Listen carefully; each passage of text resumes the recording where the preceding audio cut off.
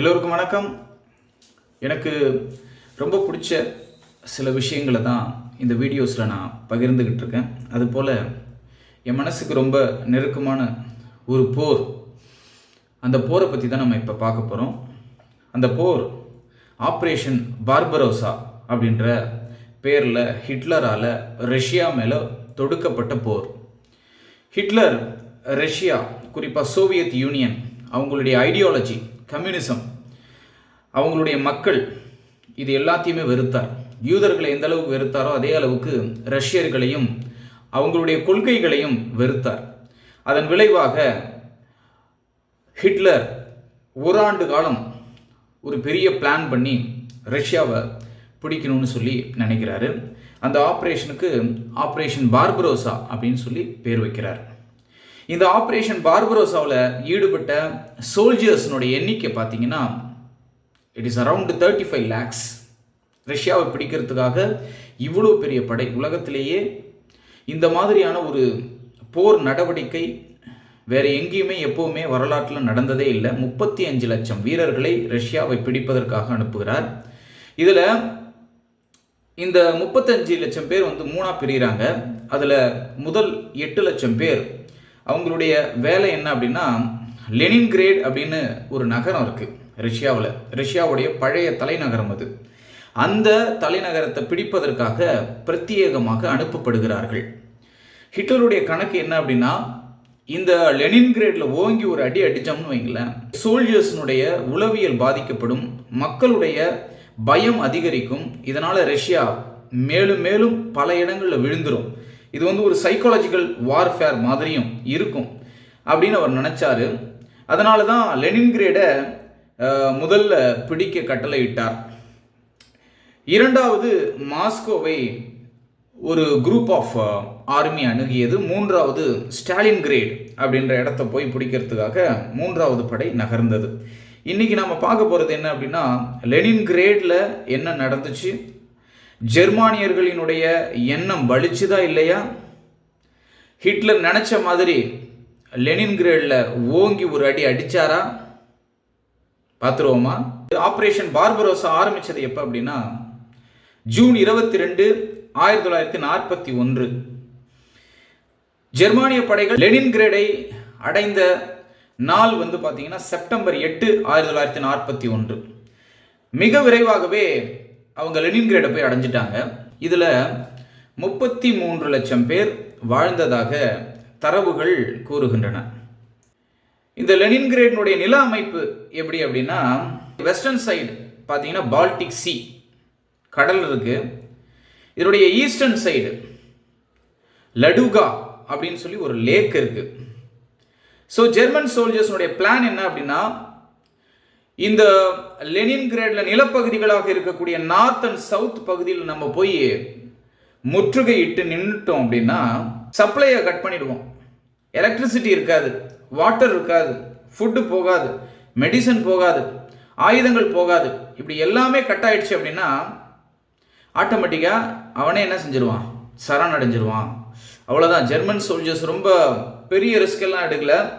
Northern side Finland and German வட்டமிட்டு நிற்கிறான். Southern side German soldiers 8 லட்சம் பேர் நிற்கிறாங்க. ஆல்மோஸ்ட் 10 lakhs சோல்ஜர்ஸ் இந்த இடத்த பிடிச்சி முற்றுகையிட்டு நிற்கிறாங்க. இந்த பக்கம் பால்டிக் சி இருக்கு, இந்த பக்கம் லடுகா லேக் இருக்கு. ஒன்றும் பண்ண முடியாது. உலகமே வியந்து பார்த்த ஒரு தருணம் அது. அவ்வளோதான் கம்யூனிசம், அவ்வளோதான் சோஷியலிசம். ரஷ்யா விழுந்துடும். ஏன்னா இதுக்கு முன்னாடி ஹிட்லர் மிரட்டிட்டு தான் வந்திருக்கார் இந்த இடத்துக்கு. ஏன்னா ஹிட்லர் இதுக்கு முன்னாடி பிரான்ஸை கைப்பற்றினார். பிரான்ஸ் எவ்வளோ பெரிய தேசம், அந்த தேசத்தை கைப்பற்றினார். எத்தனை நாளில் தெரியுமா? வெறும் 46 நாளில் கைப்பற்றினார். அப்போ ஹிட்லருடைய படைகள் எவ்வளோ வலுவாக இருந்திருக்கு பாருங்க.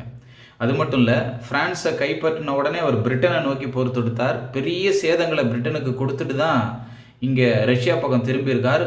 ஸோ உலகமே எதிர்பார்த்தது என்ன அப்படின்னா, that's all, Russia will fall. ஆனால் லெனின்கிரேடில் என்ன நடந்துச்சு? லெனின்கிரேட் என்பது ஒரு தொழில் நகரம். அன்னைக்கு தேதிக்கு சோவியத் யூனியனில் இருந்த ஃபேக்ட்ரிஸில் ஏறக்குறைய 11% ஃபேக்ட்ரிஸ் அந்த லெனின்கிரேடில் இருந்ததாக சொல்கிறாங்க. அந்த நகரத்தை பொறுத்த வரைக்கும் களத்தில் நின்று நகரத்தை காப்பாற்றுறதுக்காக போராடின சோல்ஜர்ஸ்னுடைய எண்ணிக்கை பார்த்தீங்கன்னா ஏறக்குறைய 7 லட்சம் பேர். இந்த 7 லட்சம் பேர்னா பெரிய தொகைன்னு நீங்கள் நினைக்காதீங்க. அங்கே இருக்க சோல்ஜர்ஸை நம்ம 16 பிரித்தோம் அப்படின்னா ஒரு நபர் தான் முழுவதுமாக பயிற்சி பெற்ற போராளி.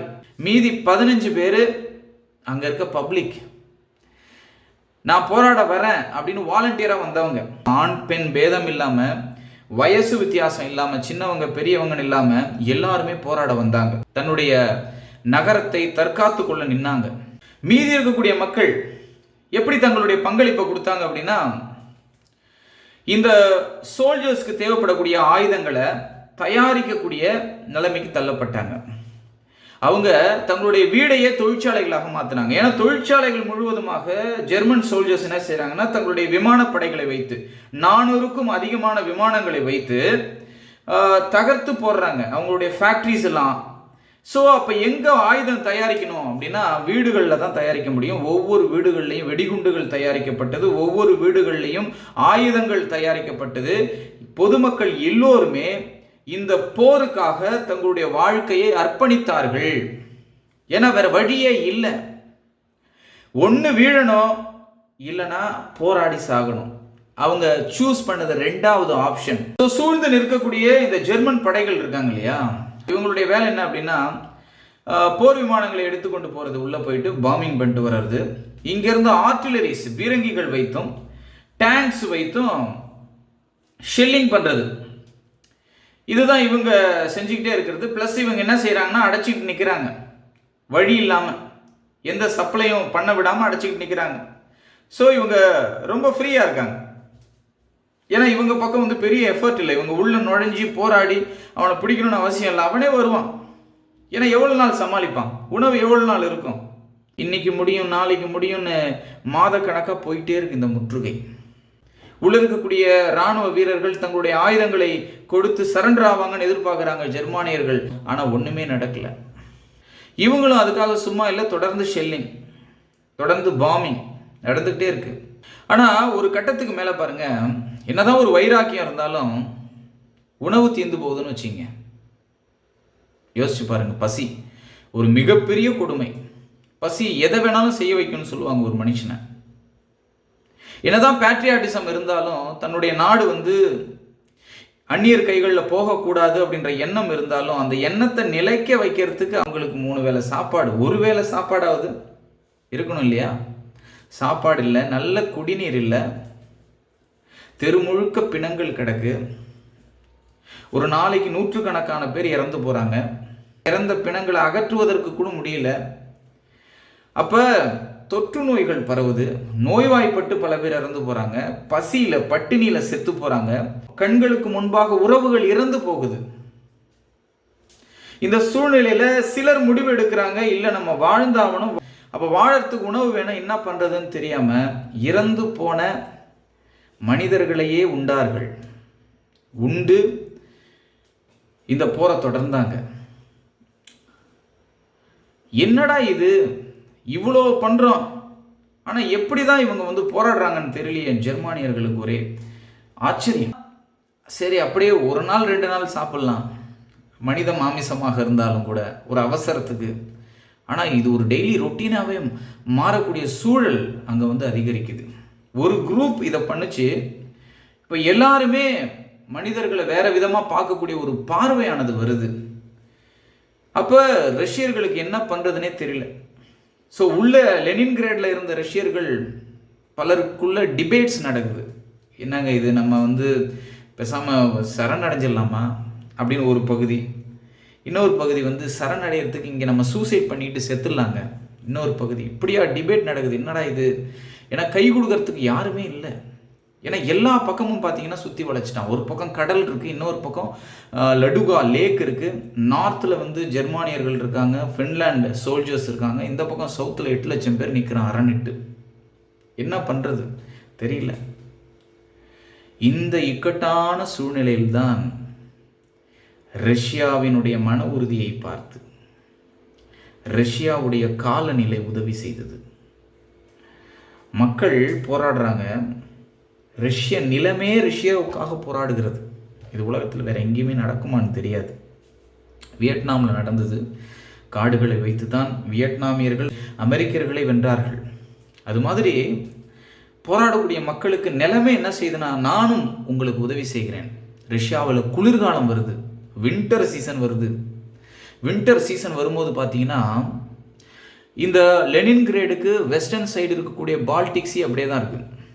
ஏன்னா அதில் உப்பு கண்டென்ட் அதிகமாக இருக்கும், அது சாலிடாக வாய்ப்பே இல்லை. ஆனால் இந்த பக்கம் இருக்கிறது ஃப்ரெஷ் வாட்டர் லேக் லடுகா. லடுகா அப்படின்ற லேக் வந்து பார்த்தீங்கன்னா உறையுது, உறைஞ்சி கடினமான தரையாக மாறுது. அப்போ இந்த லெனின்கிரேடிலிருந்து ஒரு 100 மைல் தள்ளி ஒரு நகரம் இருக்குங்க, ஒரு இடம் இருக்குது. அது ரஷ்ய கட்டுப்பாட்டுக்குள்ளே தான் இருக்குது. ஜெர்மானியர்கள் அதை சாதாரணமாக நினைக்கிறார்கள். ஏன்னா அது வந்து ஒரு 100 மைல் தள்ளி இருக்குது, அங்கேருந்து எந்த சப்போர்ட்டும் உங்களுக்கு வராதுன்னு அவங்க கண் பார்வையிலிருந்து விலகி இருக்கக்கூடிய ஒரு இடம். அந்த இடத்திலிருந்து பறக்குது, உதவிகள் பறக்குது. இந்த லடுகா லேக் மேலே ரோடு போடுறாங்க. அந்த ரோடுக்கு என்ன பேர் வைக்கிறாங்கன்னா ரோட் ஆஃப் லைஃப். ஏன்னா இந்த லெனின்கிரேடில் போராடக்கூடிய மக்களுக்காக உதவி செய்யக்கூடிய உதவி கரங்கள் இதன் வழியாகத்தான் நீண்டது. உணவு போகுது, தண்ணீர் போகுது, ஆயுதம் போகுது, மெடிசன் போகுது. அங்கே இருக்கக்கூடிய அடிப்பட்ட ஆட்களை வந்து கொண்டு வராங்க அங்கேருந்து இங்கே. இப்படியா நடக்குது, தொடர்ந்து நடக்குது. இது ஆரம்ப காலகட்டங்களில் தெரிய வரல ஜெர்மானியர்களுக்கு. ஆனால் ஜெர்மானியர்கள் ஏதோ சம்திங் இவ்வளோ நாள் நடக்குதுன்னா சப்ளை இல்லாமல் நடக்காது. அப்போ எங்கடா சப்ளைன்னு பார்த்தா இங்கே. அப்போ ஜெர்மானியர்கள் என்ன பண்ணுறாங்க, அங்கே தொடர்ந்து பாம்பிங் பண்ணுறாங்க. அங்கே நம்மளுடைய மக்கள் போராடுகிறார்கள், அந்த மக்களுக்காக மொத்த ரஷ்யாவும் உதவ வேண்டும் என்று ஸ்டாலின் சொல்கிறார். ஸ்டாலின் தான் ரஷ்யாவினுடைய அதிபர். ஒரு லாரி விழுது அப்படின்னா அதுக்கு பின்னாடி இருக்க லாரி வேற ரூட்டு பிடிச்சி போகுது. அதை வீழ்த்தினா அது இன்னொரு லாரி இன்னொரு ரூட்டை பிடிச்சி போகுது. தொடர்ந்து இந்த சப்ளை செயினை அறுக்க முடியல ஜெர்மானியர்களால். ஸோ இது அந்த லெனின்கிரேடில் போராடி கொண்டு இருக்கக்கூடிய அந்த மக்களுக்கு ஒரு மேஜிக்கல் டைம் மாதிரி ஆகுது. இயற்கை நமக்கு உதவி செய்யுது அப்படின்ற மனநிலைமைக்கு வராங்க. ஒரு பெரிய உத்வேகம் கிடைக்குது. அந்த உத்வேகத்தை வைத்து அவர்கள் மீண்டும் என்ன செய்கிறாங்கன்னா எதிர்த்து நிற்கிறாங்க, போராடுறாங்க, எதிர்த்தாக்குதல் பண்ணுறாங்க. ஸோ இந்த சமயத்தில் ரஷ்யா இந்த ஜெர்மானியர்களை முடக்குவதற்காக அதனுடைய eastern side and southern side 2 படைகள் அனுப்புது. அப்போ ஜெர்மானியர்கள் என்ன பண்ணுறாங்க, எதிர்த்தாக்குதல் லெனின்கிரேட்லேருந்து நடந்துக்கிட்டே இருக்கு. அப்போ அதுக்கு இவங்க வந்து என்ன செய்கிறாங்கன்னா ரெஸ்பாண்ட் பண்ணிக்கிட்டே இருக்காங்க. இவங்களுக்கு சைடில் என்ன நடக்குது, இவங்களுக்கு பின்னாடி என்ன நடக்குதுன்றதை அவங்க கவனிக்கல. அப்போ 8 லட்சம் பேரையும் சுற்றி வளைக்கிறாங்க ரஷ்ய வீரர்கள். ஏறக்குறைய கிட்டத்தட்ட 2 வருடம் 5 மாதம் கழித்து இந்த போரானது, இந்த முற்றுகையானது முடிவுக்கு வருகிறது. வெற்றி யாருக்கு என்றால் 8 லட்சம் வீரர்களையும் இந்த ரஷ்ய படைகள் வளைத்து சரணடைய செய்கிறது. மேலே ஃபின்லாந்து பக்கம் போகல. ஏன்னா அப்போ ஸ்டாலின் என்ன நினைச்சாருன்னா, இப்போ போர் நம்ம ஜெர்மானியர்களை ஃபோக்கஸ் பண்ணி தான் இருக்கணும்னா அவங்களும் உள்ளே வரல. ஆக்சுவலாக அவங்க பார்டரை தற்காத்து நின்னாங்க, அவ்வளோதான். அதனால அந்தாண்ட பக்கம் ஃப்ரீ, இந்தாண்ட பக்கம் பார்த்தீங்க அப்படின்னா சுற்றி வளைக்கப்படுகிறார்கள். உலகத்தினுடைய மிகப்பெரிய ஆச்சரியமாக இது மாறுது. உலகத்திலேயே மிக நீண்ட நாட்கள் நடந்த முற்றுகை இதுதான். இது எத்தனை நாட்கள் நடந்தது? 872 நாட்கள் நடந்ததுன்னு சொல்றாங்க. இது உலக வரலாறு. ஸோ இதுலேருந்து ஒரு முக்கியமான விஷயம், மக்கள் சக்தி மாதிரி உலகத்தில் வேற எதுவுமே கிடையாது. உலகத்தில் வெல்ல முடியாத படைன்னு ஒன்று எதுவுமே இல்லை. அது எப்போ வெல்ல முடியாமல் ஆகும் அப்படின்னா, மக்கள் எல்லாம் ஓர்மையோடு சேர்ந்து போராடுகின்ற பொழுது மட்டும்தான் இது சாத்தியம்.